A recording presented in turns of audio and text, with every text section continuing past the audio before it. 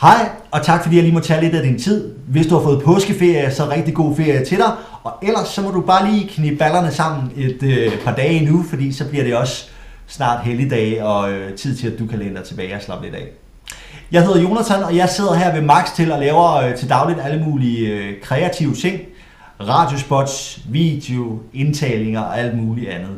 Jeg har de sidste 20 år beskæftiget mig med lyd, og er nok det, man kan kalde en lydnørd.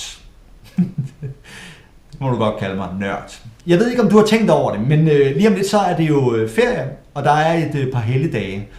Og hvad gør du egentlig, når dine kunder så ringer ind til din virksomhed? Hvordan bliver de modtaget i telefonen?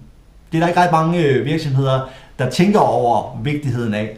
Det kan være, at du lige her dagen inden ferie får Brian på lageret til at indtale en hurtig hilsen, eller Bente, der sidder med regnskabet. Men det er ikke sikkert, at resultatet det bliver sindssygt godt.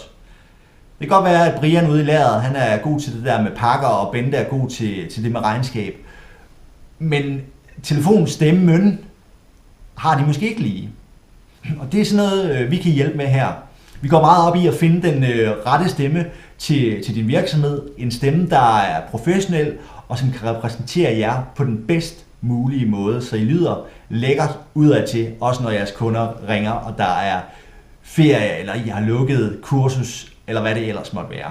Vi skal nok hjælpe med at finde den rette stemme, og vi skal også nok hjælpe med at få skrevet nogle tekster, som er fængende, og som får fortalt det rette budskab, når I har ferie. Det kunne for eksempel være lidt information om, hvornår I er tilbage igen, hvor man kan finde informationer om jeres virksomhed eller produkter, mens I holder ferie.